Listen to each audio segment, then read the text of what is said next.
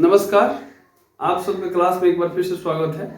पिछले क्लास में हम लोगों ने महाद्वीपीय विस्थापन का सिद्धांत का बात किया था कि महाद्वीपीय विस्थापन का सिद्धांत कहता है कि जो हमारी पूरी पृथ्वी है ये इसमें जो भूमि का हिस्सा था वो कभी एक ही हिस्सा था, जुड़ा हुआ था सारा का सारा। ये जो आपको आज अलग अलग ऑस्ट्रेलिया, अफ्रीका, उत्तर अमेरिका, दक्षिण अमेरिका, ये सब जो आपको अलग अलग आज दिख रहे हैं, ये पूरा का पूरा एक ही भूमि के हिस्से थे। ये बाद में इनमें संचलन हुआ है, ये बाद में अलग हुए हैं। ये महाद्वीपीय विस्थापन का सिद्धांत कहता है। ठीक है, तो महाद्वीपीय विस्थापन के सिद्धांत के अनुसार हम लोग समझे थे कि ये जो भूमि वाला हिस्सा था इसको क्या बोलते थे? पेंजिया। इसके चारों तरफ पानी का विस्तार था, इसको बोलते थे हम लोग पैंथलासा। बाद में पेंजिया का विभाजन हुआ अंगारा लैंड और गोंडवाना लैंड। इसके टूटने से बीच में एक सागर बना जिसका नाम है टेथिस सागर। जहां पे आज हिमालय है वहां पे कभी टेथिस सागर था। ठीक है, इसका प्रमाण भी हम कुछ बात करेंगे, क्यों कैसे मानते हैं इसको। तो इस बारे में हम लोगों ने बात किया था कि कैसे महाद्वीपीय विस्थापन का सिद्धांत क्या कहता है। उसके बाद अगला हेडिंग बनाइए प्लेट विवर्तनिक थ्योरी। प्लेट विवर्तनिक सिद्धांत या थ्योरी, पीटीटी इसको भी बोलते हैं, प्लेट विवर्तनिक सिद्धांत। प्लेट विवर्तनिक सिद्धांत जो है इसको बेसिकली 1962 ईस्वी में हैरी हेस नामक एक विद्वान है, उन्होंने दिया था। लेकिन इसको वैज्ञानिक व्याख्या जो किए हैं वो मार्गन किए हैं 1965 ईस्वी में, मार्गन। ठीक है, तो मार्गन महोदय को इसकी व्याख्या का श्रेय जाता है। इन्होंने बताया क्या कि देखिए, जो अल्फ्रेड महोदय थे जो महाद्वीपीय विस्थापन के सिद्धांत की व्याख्या कर रहे थे, उन्होंने बताया कि पूरा जो हमारी पृथ्वी है उसमें संचलन हो रहा है, लेकिन उस संचलन का कारण उन्होंने बताया कि गुरुत्वाकर्षण है। अल्फ्रेड महोदय ने बताया कि जो गुरुत्वाकर्षण है उसके कारण पूरी पृथ्वी हमारी जो महाद्वीप है वो विस्थापित हो रहे हैं। ठीक है, लेकिन मार्गन ने बताया कि देखिए वो उसका ये कारण नहीं, गुरुत्वाकर्षण में कभी इतना शक्ति नहीं हो सकता कि महाद्वीपों को खींच सके। ठीक है, उन्होंने इसका अलग व्याख्या किया। उन्होंने बताया कि हमारा जो पूरी पृथ्वी है, पूरी पृथ्वी का जो हिस्सा है उसको 3 भागों में हम लोग बांट सकते हैं। ये मान लीजिए सेंटर है, ठीक, ये केंद्र है, केंद्र से ये पहला वाला जो हिस्सा है इसको बोलते हैं भूपर्पटी। भूपर्पटी ये आप लोग 9th 8th में पढ़े होंगे। उसके बाद वाले हिस्से को बोलते हैं मेंटल, और उसके बाद वाला जो तीसरा हिस्सा है इसको बोलते हैं क्रोड। ठीक है, तो ये वाला पूरा का पूरा जो हिस्सा है ऐसे, यहां से ये भूपर्पटी है। ये वाला जो बीच वाला पहला 1 नंबर में लिख देता हूं, 2 नंबर और 3 नंबर। पहला वाला जो ये वाला हिस्सा इसको भूपर्पटी बोलते हैं। बीच वाला जो हिस्सा है इसको हम बोलते हैं मेंटल, और तीसरा जो हिस्सा है इसको बोलते हैं क्रोड, या हिंदी में इंग्लिश में कोर, CORE। बीच वाले को बोलते हैं मेंटल। ठीक है, और इसको बोलते हैं भूपर्पटी। ठीक है, तो आपने पढ़ा होगा सियाल सीमा ने, फिर सियाल मतलब सिलिकॉन और एल्यूमिनियम जो है इसमें ज्यादा होते हैं, इसीलिए इसको सियाल बोलते हैं। कैपिटल से रहेगा सियाल। सीमा सिलिकॉन और मैग्नीशियम जो है इसमें ठीक है ज्यादा रहता है, इसीलिए इसको सीमा भी बोलते हैं। कोर में जो सेंटर वाला, पृथ्वी का सेंटर का जो हिस्सा है इसको बोलते हैं नीफे। नीफे मतलब निकेल और फेरस। जो आयरन है, फेरस का सूत्र आप लोग जानते हैं कि Fe होता है, निकेल Ni। तो निकेल और फेरस का जो संकेंद्रण है ज्यादा होने के कारण इसको बोलते हैं नीफे। इसको सीमा बोलते हैं और इसको बोलते हैं सियाल। सियाल, सीमा, नीफे, भूपर्पटी, मेंटल और कोर। तो इसको वैज्ञानिकों ने बताया, मतलब मार्गन महोदय ने, कि हमारी जो पूरी भूपर्पटी है, भूपर्पटी कुछ बड़ी और छोटी प्लेटों से मिलकर बनी हुई है। अब प्लेट क्या होता है, जैसे आप लोग प्लेट खाते हैं ना, वैसे तो पूरा वो अब इतना छोटा छोटा नहीं है, बहुत बड़ा बड़ा प्लेट है। अब सोचिए कि एक जो है प्रशांत महासागर पूरा एक प्लेट है। विश्व का सबसे बड़ा महासागर है प्रशांत महासागर, वो एक प्लेट है। उत्तर अमेरिका एक प्लेट है। दक्षिण अमेरिका का पूरा एक प्लेट है। उत्तर अमेरिका, दक्षिण अमेरिका, प्रशांत। आप थोड़ा सा एटलस का, ऑक्सफोर्ड स्टूडेंट एटलस का, ये वाला एटलस का जो ह्यूमन डिजास्टर है, सॉरी नेचुरल डिजास्टर है, पेज नंबर 107 खोल लीजिए। ठीक है, जो डिजास्टर वाला, नेचुरल डिजास्टर वाला, सॉरी 107 नहीं 119 है इसमें, अलग अलग एटलस में अलग अलग होगा।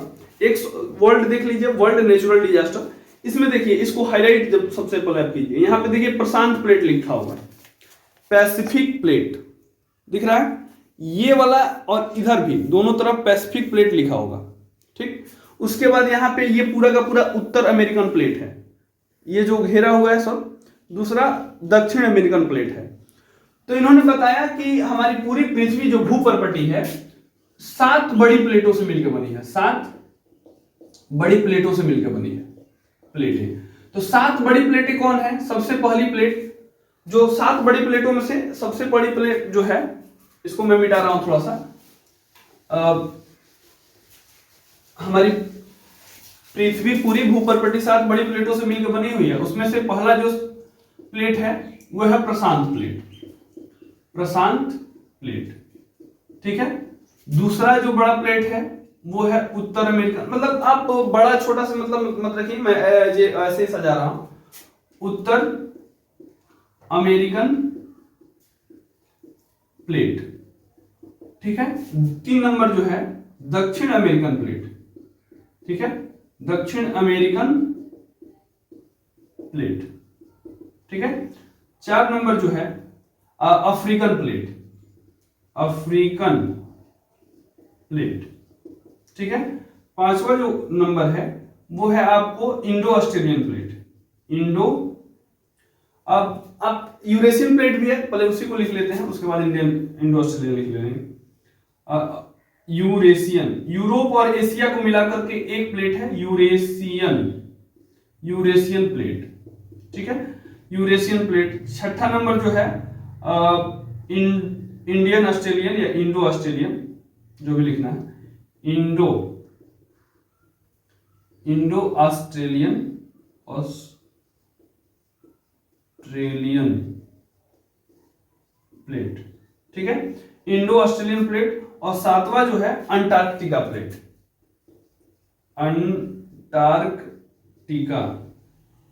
Antarctica plate. जैसे कि जो फर्स्ट क्लास हम लोगों का हुआ था उसमें हम लोगों ने डिस्कस किया था कि विश्व में कितने महादेश हैं, तो विश्व में 7 महादेश हैं। 7 महादेशों में उत्तर अमेरिका, दक्षिण अमेरिका, अफ्रीका, यूरोप और एशिया, उसके बाद ऑस्ट्रेलिया और अंटार्कटिका, इतने महादेश थे। एक प्रशांत महासागर है, लेकिन जो हमारी भूपर्पटी है उसमें ये प्लेटें हैं, उसे आप याद कर सकते हैं। यहाँ पे देख लीजिए, जो नेचुरल डिजास्टर वाला है उसमें सब लिखा हुआ है Eurasian plate, African plate, Indo Australian plate या इंडियन ऑस्ट्रेलियन प्लेट, उत्तर अमेरिकन प्लेट, दक्षिण अमेरिकन प्लेट, पैसिफिक प्लेट या प्रशांत प्लेट, ठीक है। और नीचे लिखा होगा अंटार्कटिका प्लेट। तो ये मुख्य रूप से हमारी जो पृथ्वी है, हमारी पृथ्वी जो है इन्हीं प्लेटों से मिलकर बनी हुई है, ठीक। अब देखिए सबसे पहले हम देखते हैं कि ये जो प्लेटें हैं, अब उसमें अल्फ्रेड महोदय ने बताया था, जो महाद्वीपीय विस्थापन के सिद्धांत उन्होंने पढ़ा था, तो अल्फ्रेड महोदय ने क्या बताया था कि ये प्लेटें गुरुत्वाकर्षण के कारण जो है गति करती हैं। लेकिन इस सिद्धांत ने हमको बताया, प्लेट विवर्तनिक सिद्धांत ने, कि ये प्लेटें गुरुत्वाकर्षण कारण क्या बोलते हैं, गुरुत्वाकर्षण कारण मूव नहीं करती हैं, क्योंकि गुरुत्वाकर्षण में कभी भी इतनी शक्ति नहीं हो सकती कि वो पृथ्वी को या उसके ऊपर जो महाद्वीप है उसको विस्थापित कर दे, ठीक। तो इन्होंने बताया कि देखिए, जो जैसे जैसे हम पृथ्वी के अंदर, बहुत सारी इसमें थ्योरी है कि जैसे जैसे हम पृथ्वी के नीचे बढ़ जाते हैं तो तापमान क्या होता है, बढ़ता जाता है। तापमान बढ़ता है, दबाव बढ़ता है, तो क्या होता है कि जो भी उसमें के अंदर का जो खनिज संसाधन है, मिट्टी है, बालू है, बजरी है, वो तापमान जब बढ़ता है तो पिघलने लगता है। अब कोई भी चीज जब पिघलता है तो क्या करता है, पिघलता है तो उसका घनत्व कम होता है, और जब उसका घनत्व कम होता है तो वो ऊपर उठना चाहता है, ठीक। जैसे अगर देखा जाए तो कोई भी चीज जो गर्म होता है तो उसका घनत्व कम होता है। शायद आशा करता हूं कि आप लोग घनत्व समझ रहे हैं। घनत्व का मतलब क्या होता है, उसके कणों के बीच की दूरी। तो जैसे जैसे कोई पदार्थ जब गर्म होता है तो क्या होता है, उसका घनत्व कम होता है, उसके कणों के बीच की दूरी बढ़ती है, और वो जब घनत्व कम होता है तो वो ऊपर उठना चाहता है, ठीक। तो ऊपर उठना चाहता है, तो मान लीजिए कि अब ये मैग्मा है, ये पृथ्वी का हमारा भूपर्पटी है, तो ये ऊपर उठेगा, तो ऊपर उठेगा तो इसको टक्कर देगा। बहुत बड़े पैमाने पे ये चीजें होती हैं। तो अब इसीलिए जब ये इसको टक्कर देता है तो इसी कारण इसमें जो है गति, इसमें मूवमेंट, विस्थापन इसका शुरू हो जाता है। तो इस सिद्धांत ने हमको ये चीजें बताई। इसके अलावा अब देखिए कि इसने बताया कि जो प्लेटें हमारी हैं वो मैग्मा के कारण जो गति कर रही हैं, वो जो मैग्मा है जो नीचे से ऊपर उठता है उसको मैग्मा बोलते हैं। तो अब सोचिए कि उसके कारण मान लीजिए एक प्लेट है, ये ए प्लेट है और ये बी प्लेट है, ठीक है, या मान लेते हैं ये यूरेशियन प्लेट है, यूरेशियन, और एक है इंडो ऑस्ट्रेलियन या Indian plate, Indo Australian plate या इंडियन प्लेट मान लेते हैं। तो अब मान लीजिए कि कोई भी दो प्लेट है तो ये गति करेगा, तो इसकी गति 3 प्रकार से हो सकती है। इनकी गति जो है 3 प्रकार की हो सकती है। पहली प्रकार की जो गति है, इस मान लीजिए कि दो प्लेटें क्या हो कि एक दूसरे से दूर जाए, एक ये गति हो सकती है। दूसरा हो सकता है कि दोनों एक दूसरे के करीब आए, ठीक। तीसरा क्या हो सकता है कि ये दोनों एक दूसरे को ऐसे टकराते हुए विपरीत दिशा में चले। बात आप समझ रहे हैं। अब जैसे मान लीजिए कि दो प्लेटें एक दूसरे से दूर जा रही हैं, ठीक, तो इसमें हम दो प्लेटें एक दूसरे के नजदीक आती है, तो पहला क्या लिख सकते हैं कि जब प्लेटें एक दूसरे से दूर जाएं, ठीक है। तो एक प्लेट, जब दोनों प्लेटें एक दूसरे, मतलब ये इधर गति करे और ये इधर गति करे, तो बीच में मान लीजिए दोनों सटा हुआ है, मान लेते हैं कि ये दोनों सटा हुआ है यहाँ पे इंडो ऑस्ट्रेलियन प्लेट और ये, तो अगर ये सटा हुआ है तो जब दोनों एक दूसरे की ओर गति करेगा तो यहाँ बीच में खाई बनना शुरू हो जाएगा। जब दोनों प्लेटें यहाँ से जाएंगी तो खाई बनेगा धीरे धीरे। इस खाई में क्या होगा कि जो जल है जमा हो जाएगा, जल जमा हो जाएगा तो धीरे धीरे बढ़ते बढ़ते बढ़ते बढ़ते क्या हो जाएगा, महासागर हो जाएगा। तो जब आप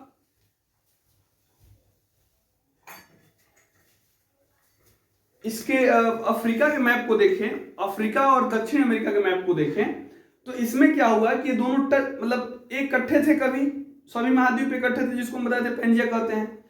तो जब ये दोनों प्लेटें एक दूसरे से दूर जाती गई, ठीक है, यहाँ पे देखिए ये अफ्रीकन प्लेट है, ये दक्षिण अमेरिकन प्लेट है, ये दोनों एक दूसरे से जब दूर जाती गई तो यहाँ बीच में पहले खाई बना, खाई बनने के बाद धीरे धीरे यहाँ पे क्या हुआ, अटलांटिक महासागर का निर्माण हो गया है। इसके और इसके बीच में एक महासागर बन गया जिसको अटलांटिक महासागर बोलते हैं। तो एक प्रकार की प्लेटों की गति ये हो सकती है। दूसरा क्या हो सकता है कि जब दोनों प्लेटें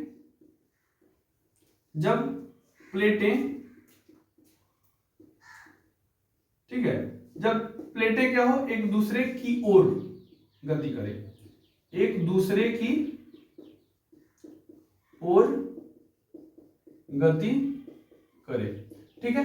अब एक दूसरे की ओर गति करेगा तो क्या होगा सोचिए, अब इससे महासागर बन रहा है, इससे खाई या महासागर का निर्माण हो रहा है, महासागर, खाई, इन सब चीजों से निर्मित हो रहा है। अब देखिए, अब प्लेटें जब एक दूसरे की ओर गति करें, जैसे अफ्रीका महादेश देश का अगर पूर्वी हिस्सा आप देखें, ये वाला हिस्सा, तो यहाँ पे बहुत बड़ा ये वाला हिस्सा पूरा पूरा कट रहा है। ये यहाँ पे बहुत बड़ा रिफ्ट वैली है, मतलब ये जो पूरा का पूरा हिस्सा है, ये ऐसा माना जा रहा है कि अफ्रीका से कभी आज से मतलब बहुत समय के बाद ये पूरा का पूरा हिस्सा ये टूट के अलग हो जाएगा, क्योंकि ये इधर आ रहा है, ये इधर आ रहा है, तो बीच से धीरे धीरे ये टूटता जाएगा। ये अनुमान है वैज्ञानिकों का, ठीक है। जब प्लेटें एक दूसरे की ओर गति करें, अब मान लीजिए कि मैं यहाँ पे थोड़ा सा एक एग्जांपल लेता हूं कि ये एक प्लेट है, ठीक, इधर से एक प्लेट है और इधर से एक प्लेट है, दो प्लेटें हो गई। दोनों प्लेटें जब इधर से एक भी गति करे, एक दूसरे की ओर गति कर रही हैं। एक दूसरे की ओर गति करने का मतलब क्या है, ऐसे और यहां से ऐसे, मान लीजिए बीच में थोड़ा सा स्पेस है इसके। अब यहां पे भी कुछ ना कुछ भरा होगा, या तो पानी होगा या कुछ भी भूमि या थोड़ा सा। अब जब ये दोनों प्लेटें एक दूसरे की ओर आएंगी तो सोचिए, जब जैसे मान लीजिए कि इधर से एक प्लेट आ रही है, इधर से एक प्लेट आ रही है, तो दोनों इसको यहां से आके पुश करेगा, इसको दबाएगा, तो ये वाला हिस्सा क्या होता जाएगा, धीरे धीरे उठता जाएगा। बात समझ में आ रही है? ये वाला हिस्सा धीरे धीरे उठता जाएगा और इसी को हम क्या बोलते हैं, नवीन मोड़दार पर्वत। ऐसे मोड़ बन के जो ऐसे पर्वत बनते हैं इसको बोलते हैं मोड़दार पर्वत। और इसका एग्जाम्पल, बढ़िया एग्जाम्पल है हमारा हिमालय। ठीक है, तो हिमालय जो है इधर से मतलब भारतीय प्लेट और इधर से यूरेशियन प्लेट, ये दोनों एक दूसरे से टकराया है, ये दोनों एक दूसरे से टकराया है। तो जब टक्कर होने के कारण यहाँ पे क्या बन गया है, यहाँ पे ऐसे मान लीजिए कि टकराया है, तो ये दोनों एक दूसरे से टकराया है जब, तो यहाँ पे हिमालय बन गया है। अब मान लीजिए कैसे टकरा रहा है, ठीक। अब ये हो गया हिमालय, ये हमारा ऊंचा वाला भाग हो गया हिमालय। धीरे धीरे मान लीजिए ऐसे है, तो धीरे धीरे ऐसे होता जाएगा, ऐसे होता जाएगा, ऐसे होता जाएगा, ये हिमालय हमारा बन गया। ठीक, अब हिमालय से बहुत सारी नदियां निकल रही हैं, तो इधर से जब नदियां निकलेंगी तो इधर से अपने अपने साथ बालू, बजरी, कंकड़ ये सब भी तोड़ते लाएंगी। तो तोड़ते हुए लाएंगे और ये जो बीच का खाली वाला क्षेत्र आपको दिख रहा है, इसमें लाके भर देंगी। तो ये धीरे धीरे, इसको बोलते हैं बेसिन। ठीक है, जैसे बेसिन हम लोग बर्तन धोते हैं ना, उसको इसको इस वाले एरिया को बोलते हैं बेसिन। अब बेसिन में सोचिए कि अगर माटी भर दें तो क्या हो जाएगा, एक बराबर हो जाएगा, उसी को बोलते हैं समतल मैदान, मैदानी क्षेत्र। तो हिमालय के जस्ट नीचे वाला क्षेत्र हमारा कौन है, भारत का मैदानी क्षेत्र है। अगर आप सोचिए कि प्लेट विवर्तनिक सिद्धांत अगर हम ना पढ़ते तो कुछ भी समझ में नहीं आता। बात समझ में आ रही है? तो क्या बोलते हैं, जब प्लेट एक दूसरे से दूर जाए तो महासागर रेखा का निर्माण होता है। जब एक दूसरे की ओर आए तो हिमालय या मतलब पर्वतों का निर्माण होता है, पर्वत का निर्माण होता है। दूसरा क्या हो सकता है कि ये एक दूसरे से टकराते हुए ऐसे विपरीत दिशा में ऐसे टक्कर करें, एक दूसरे के विपरीत घर्षण करते हुए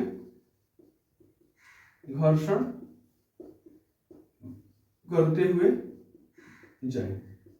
ठीक है, प्लेटें जो है एक दूसरे से गति करते हुए जाए, मतलब घर्षण करते हुए, तो ऐसे अगर जाए, ठीक है, तो इस प्रकार में क्या हो सकता है, तो ऐसे कंडीशंस में सोचिए, तो ऐसे कंडीशन में दोनों महाद्वीप एक दूसरे से अलग होते जाएंगे, इधर धीरे धीरे यहां भी महासागर बन सकता है, निर्माण हो सकता है।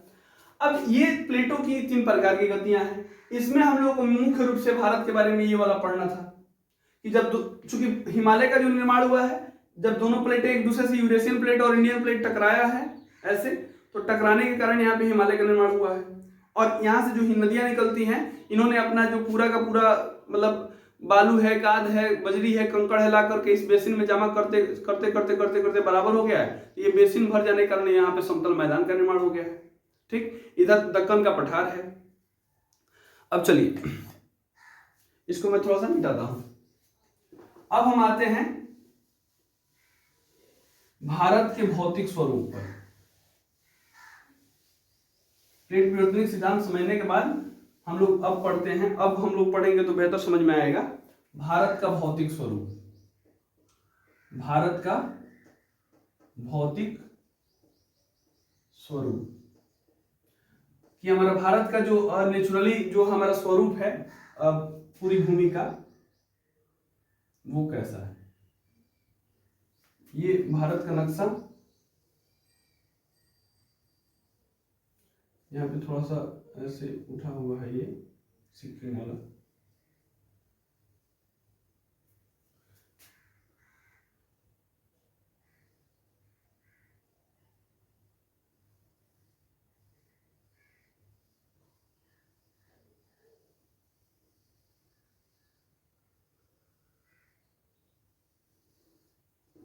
मान लेते हैं थोड़ा बहुत अच्छा तो नहीं बना है लेकिन फिर भी ठीक है। अब भारत का ये नक्शा हो गया हमारा। भारत के भौतिक स्वरूप को हम लोग कितने भागों में बांट सकते हैं। ठीक, भारत के भौतिक स्वरूप को हम लोग मुख्य रूप से 5 भागों में बांटकर अध्ययन कर सकते हैं। भारत के भौतिक स्वरूप को मुख्य रूप से कितने भागों में बांट सकते हैं, 5 भागों में। पहला नंबर उत्तर का पर्वतीय क्षेत्र, उत्तर का पर्वतीय क्षेत्र, ठीक है, उत्तर का पर्वतीय क्षेत्र। 2 नंबर है उत्तर का विशाल मैदान। कहीं कहीं 6 भाग भी दे देगा, उसमें मरुस्थल को भी शामिल कर लिया जाता है, लेकिन हम लोग 5-6 भाग में बांट के बेसिकली अध्ययन करेंगे। उत्तर का विशाल मैदान, ठीक है। 3 नंबर प्रायद्वीपीय पठार, प्रायद्वीपीय पठार, ठीक है। 4 नंबर हो गया तटीय क्षेत्र, तटीय क्षेत्र। और 5 नंबर हो गया, 5 नंबर हम ले लेते हैं द्वीपीय क्षेत्र, जो हमारे पास 2 द्वीप हैं, इधर बंगाल की खाड़ी में अंडमान निकोबार द्वीप समूह और अरब सागर में लक्षद्वीप, ठीक है। तो द्वीपीय क्षेत्र, ठीक है। तो भारत के भौतिक स्वरूप को अगर देखा जाए तो बेसिकली हम 5 भागों में बांट कर अध्ययन कर सकते हैं। इसमें पहला है भारत उत्तर का पर्वतीय क्षेत्र, 2 नंबर उत्तर का विशाल मैदान, 3 नंबर प्रायद्वीपीय पठार, 4 नंबर तटीय क्षेत्र और 5 नंबर द्वीपीय क्षेत्र, ठीक। छठा नंबर भी कहीं कहीं किसी किसी बुक में दे देता है, जैसे आप लोगों के बुक में दिया हुआ है, ये मरुस्थलीय क्षेत्र है, जो राजस्थान, जो पश्चिम उत्तर भारत का क्षेत्र है, ये पूरा का पूरा थार मरुस्थल जिसको हम बोलते हैं। अब देखिए भारत का जो उत्तर का पर्वतीय क्षेत्र है वो क्या है, बेसिकली हिमालय है। ये पूरा ऐसे हिमालय ऐसे फैला हुआ है,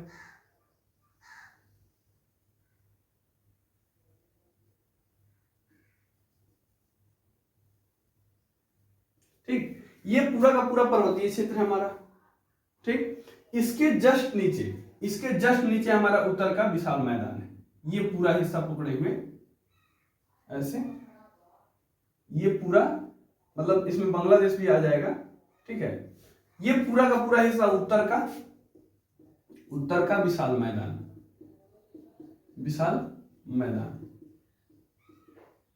ये वाला क्षेत्र हो गया, ठीक। इसको हम ऐसे रंग देते हैं, ये समझ में आएगा, ठीक। तो ये उत्तर का विशाल मैदान हो गया।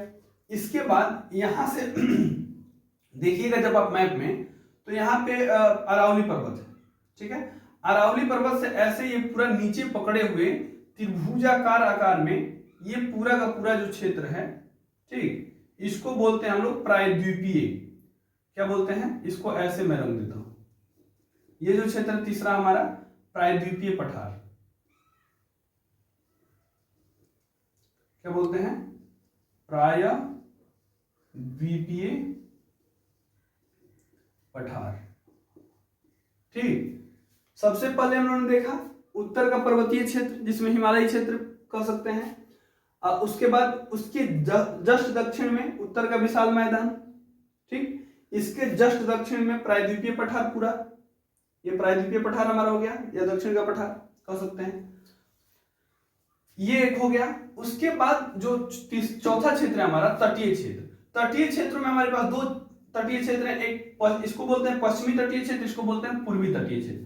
तट किसको बोलते हैं, किनारा को। जैसे मान लीजिए नदी हो गया, बीच से नदी बह रहा है ना बीच से अगर नदी बह रहा है तो ये वाला क्षेत्र और ये वाला, इसको किनारा बोलेंगे, तटीय क्षेत्र, ठीक है। तो इधर भी बंगाल की खाड़ी है इधर, ठीक है, इधर बंगाल की खाड़ी है, पूरा पानी आता है, इधर भी अरब सागर है, ठीक है। तो ये वाला जो हमारा क्षेत्र है, ऐसे ये पूरा पकड़े हुए, ये इसको हम बोलते हैं तटीय क्षेत्र। तटीय क्षेत्रों में हमारे पास 2 तटीय क्षेत्र हैं, इसको बोलते हैं पश्चिमी तटीय क्षेत्र, इसको बोलते हैं पूर्वी तटीय क्षेत्र। एटलस आप निकाल के देखें, इधर लिखा होगा वेस्टर्न घाट, ईस्टर्न घाट, ठीक है। पश्चिमी तटीय क्षेत्र, पूर्वी तटीय क्षेत्र हो गया। उसके बाद द्वीपीय क्षेत्र। द्वीपीय क्षेत्र में क्या आता है, यहाँ पे क्या बोलते हैं, बंगाल की खाड़ी में, बंगाल की खाड़ी में हमारे पास द्वीप है, अंडमान निकोबार द्वीप समूह, अंडमान निकोबार द्वीप, ठीक है, अंडमान निकोबार द्वीप समूह है। इधर है लक्षद्वीप, ठीक है। तो भारत के भौतिक स्वरूप को मुख्य रूप से 5 भागों में हम लोगों ने बांटा। उत्तर का पर्वतीय क्षेत्र, उत्तर का विशाल मैदान दूसरा हो गया, तीसरा प्रायद्वीपीय पठार, चौथा हो गया तटीय क्षेत्र, पांचवा हो गया द्वीपीय क्षेत्र, छठा जो आप में एक दिया हुआ है यहाँ पे राजस्थान का मरुस्थलीय, इसको ऐसे रंगते हैं। ये वाला जो क्षेत्र है थोड़ा सा गुजरात, ये राजस्थान पकड़े हुए, मरुस्थलीय क्षेत्र। मरुस्थलीय क्षेत्र को क्या बोलते हैं, जो थार का हमारा मरुस्थल है, तो भारत के भौतिक स्वरूप को मुख्य रूप से इतने भागों में हम लोग बांट सकते हैं। अगले क्लास में हम लोग एक एक का पर्वतीय क्षेत्र का अध्ययन करेंगे, फिर विशाल मैदान का, उसके बाद प्रायद्वीपीय पठार, उसके बाद तटीय क्षेत्र, द्वीपीय क्षेत्र, सबका अध्ययन बारी बारी से हम लोग करेंगे। तब तक के लिए जय हिंद।